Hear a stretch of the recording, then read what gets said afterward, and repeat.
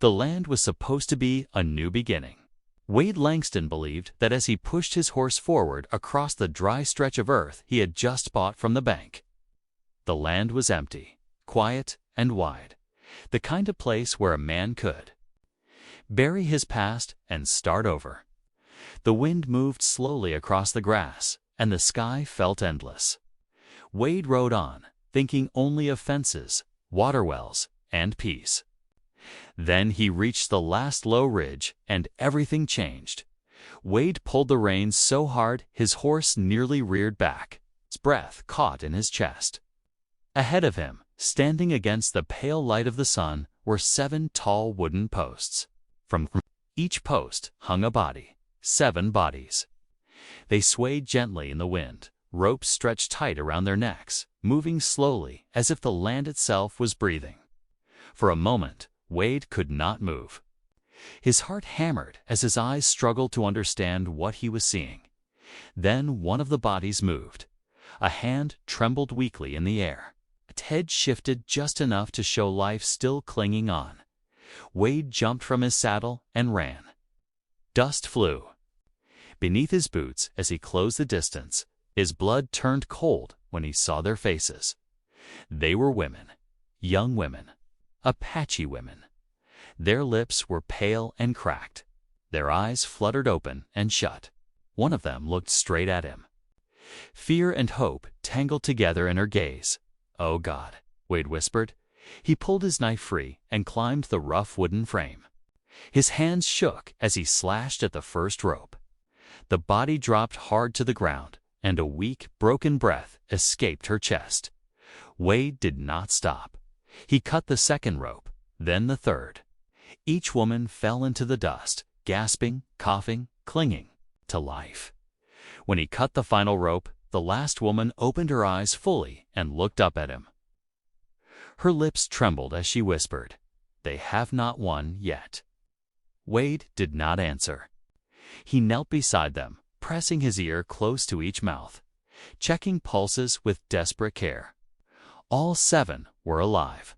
Barely. There was no time to think and no time to fear. He lifted their limp bodies one by one and laid them gently in his wagon.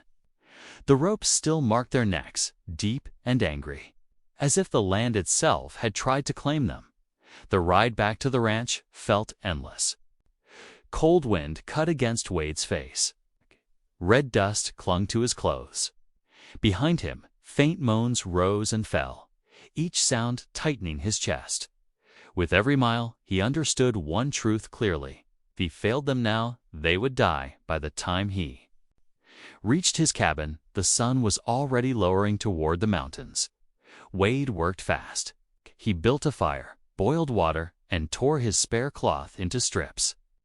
His hands, trained for rifles and reins, now cleaned wounds and loosened ropes. He wiped dried blood from wrists that had been bound too tight. Some of the women stayed still. Others twitched as warmth returned to their bodies. "You are going to live," Wade said softly. He was not sure who he was trying to convince. As night fell, their breathing grew steadier. The fire crackled low and steady. Then one of the women stirred. She was young, with long black hair that spilled across the blanket. Her eyes opened slowly, dark and heavy with pain. They fixed on Wade.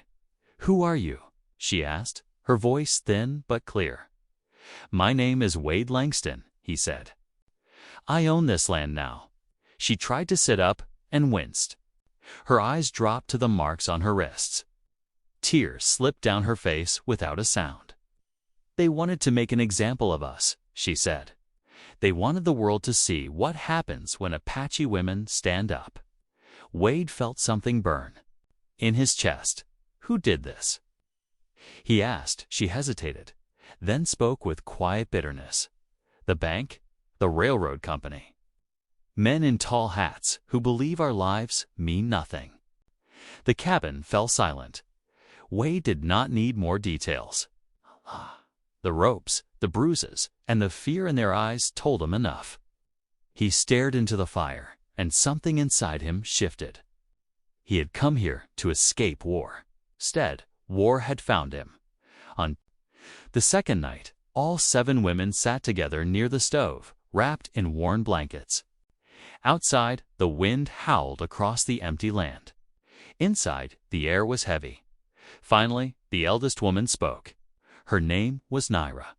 Her eyes were deep and dark, steady as stone. "We are not criminals," she said. "We are daughters of this land." Spoke of a treaty signed long ago, of land promised and protected. She spoke of settlers, banks, and railroads that came with smiles and papers. She spoke of burned homes, poisoned water, and stolen cattle. When they refused to leave, soldiers came in the night. No trials, no mercy. Only ropes. "They wanted to kill our future," Naira said quietly. Wade listened without moving. "When?" she finished, she looked at him directly. "You cut the ropes," she said. "That means the fight is not over." Wade met her gaze. His voice was low and certain. "No," he said. "It has just begun." From that night on, Wade's small cabin was no longer a quiet shelter on empty land. It became a place of purpose. The fire burned longer. Voices spoke in low tones. The air itself felt charged, as if the land was listening. Wade rose before sunrise each day, not to plan fences or wells, but to listen, to learn, and to prepare. The 7 Apache women healed slowly. The rope marks faded from purple to yellow, but the memory stayed sharp in their eyes. They moved with caution, yet there was strength in them, a quiet fire that had not been extinguished. Wade saw it when they worked together, when they shared food, when they watched the horizon as if expecting danger at any moment. On the 3rd evening, Naira gathered them all near the fire. Her voice was rough but steady. She told Wade the full truth. Their people had lived on Red Mesa for generations, long before borders and laws written by strangers. A treaty had once protected them. It was supposed to be unbreakable. But as silver was discovered and rail lines were planned, that promise became an obstacle. "They came with smiles," Naira said, staring into the flames. "When we refused to sell, the smiles vanished." She spoke of cattle raids blamed on the tribe, of water sources poisoned in secret, of huts burned in the night. When the Apache protested peacefully, letters were ignored, flags were torn down. Then soldiers arrived. Not to protect, but to punish. "They took us to silence the rest," she said. 7 ropes for 7 voices. Wade felt anger settled deep in his chest, slow and heavy. He had seen violence before. He had seen men die in war. But this was different. This was cruelty dressed as law. That night, Wade made a decision. He would not hide. He would not send them away. He would find the truth and drag it into the open. He began riding into town, quietly and often. He sat in saloons and listened. He asked harmless questions at the sheriff's office. He read old notices. At the printing press, everywhere he went, the same names surfaced. Frontier Bank, the railroad company.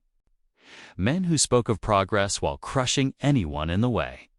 One evening, Wade returned with a stack of copied documents. Dates did not match. Signatures looked wrong. Land transfers had been approved before the land was even declared open. Wade spread the papers across the table, his jaw tight. "They didn't just steal the land," he said.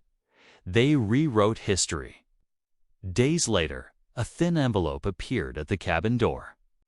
Inside was a letter and a ledger page. It had been delivered by a young settler girl whose family lived nearby. Her hand shook when she passed it over.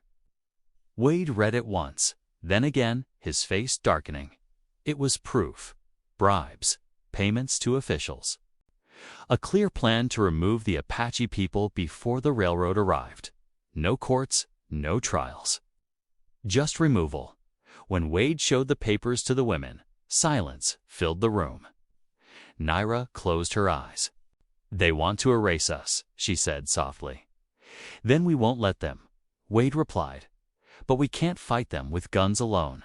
A plan took shape, slow and careful. They would gather every piece of proof they could: old treaties, witness, accounts, forged records. They would speak to settlers who had seen the arrests, who had been cheated by the same bank. Piece by piece, they built the truth. The cabin became a center of quiet movement.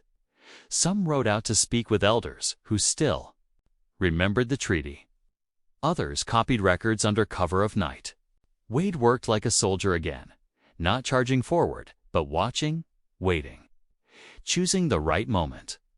One night, Wade laid out a map on the table. He marked buildings, roads, and names. "We can't just send this away," he said. "Bury it. We have to make it public." Naira nodded. "Light," she said. "They fear the light." They divided the work. Some would retrieve original land records. Others would approach the local paper. Wade would go after the bank's private books, the ones never meant to be seen. The night they moved, the sky was dark and still, the kind of night that made every sound feel loud. They slipped through shadows, hearts pounding, hands steady. Locks were picked. Papers were taken. Truth was gathered when Wade returned. Carrying a leather-bound book filled with names and numbers, he placed it on the table. No one spoke. They did not need to. "We are still alive," Naira said quietly. Wade looked at the faces around him. 7 women who had stared death in the face and refused to disappear. He nodded once. "And now," he said, "they are going to wish we weren't." The ranch felt different after that night. The land was no longer silent. It felt alert, awake, as if it knew something important was about to happen. Wade could feel it in the way the horses stamped the ground and refused to rest. He could see it in the eyes of the 7 Apache women. Fear was still there, but it no longer ruled them. "They will come," Wade said one evening as he cleaned his rifle. "Men like them never let the truth walk free." Naira nodded. "We are ready." That night, the wind died without warning. The desert went still. No insects sang. No owls called. It was the kind of quiet that pressed against the chest. Wade stood at the main gate, watching the darkness. The women took their positions without a word. They had planned this carefully. Each knew where to stand and what to protect. Then the sound came. Hooves. Many of them, torches appeared on the horizon, moving fast. More than a dozen armed men rode toward the ranch. At their front were 2 figures. Harrison, the bank manager, and beside him a stranger in a black coat. A man who looked calm, rich, and cruel. Harrison's voice cut through the night. "Langston, hand over the documents and the women. This ends now." Wade stepped forward into the torchlight. His voice was steady. "This ended the day you put ropes around their necks." The first gunshot shattered the silence. The ranch exploded into chaos. Shots rang out. Fire leaped from lanterns. One of the women dropped a man from the rooftop with a clean shot. Another dragged a wounded attacker into the shadows and disarmed him. Wade moved like a man who had done this before. Calm, precise, protecting, not chasing. The attackers tried to push forward, but the ranch fought back. Flames blocked their path. Bullets forced them into cover. Confusion spread through their ranks. This was not the helpless group they expected. Harrison screamed for them to charge. That was his mistake. By dawn, smoke hung low over the land. The ground was scarred and dark. Some of the attackers lay wounded. Others had fled into the desert. 3 men were captured alive, tied and silent. Harrison lay in the dirt, clutching his leg and groaning. The man in the black coat was pinned to the ground, bound with rope. Naira stood over him. Her voice was calm, cold and clear. You tried to erase us. Wade stepped closer. Justice does not hide, he said. It stands in the open. 3. Days later, Wade sent word east. He included copies of the treaty, the forged records, the ledger, and sworn statements. He sent witnesses with the letter. Then they waited. 2 weeks passed. One morning, dust rose on the horizon again. But this time, it was different. Federal wagons rolled into Red Mesa. Flags flew in the wind. Lawmen dismounted, firm and official. At their head was a man Wade knew well. "You did the right thing," the marshal said, gripping Wade's hand. "Now we finish it." Harrison and the man in the black coat were arrested in front of the town. Charges were read aloud: fraud, bribery, conspiracy, attempted murder. Settlers stepped forward to speak. Elders spoke. The truth poured out, impossible to stop. The trial lasted months. Newspapers carried the story far beyond Arizona. They called it the Trial of the Seven Ropes. In the end, the guilty were sentenced. Officials were removed. The treaty was restored. Red Mesa was returned to its rightful people. The day the verdict reached the land, the wind moved gently through. New grass. The ropes were gone. The posts were gone. Only the land remained. Wade stood at the fence, watching the sun lower. Naira joined him. "We were heard," she said. Wade shook his head slightly. "You were never silent." Life returned slowly. Homes were rebuilt. Fires burned for warmth, not fear. Children laughed where there had once been screams. The old tree still stood, but it no longer carried death. It carried memory. Wade stayed. Not as an owner above others, but as part of the land. He worked beside them, ate beside them, lived beside them. One evening, as the sky turned red, Naira asked him, "Do you believe fate chose this?" Wade smiled softly. "I think we chose it." Years later, when stories were told by the fire, the children listened wide-eyed to the dam. Tale of 7 ropes that failed to end 7 lives. They learned that justice can be slow, but it remembers. And that sometimes one man riding across empty land can change history forever.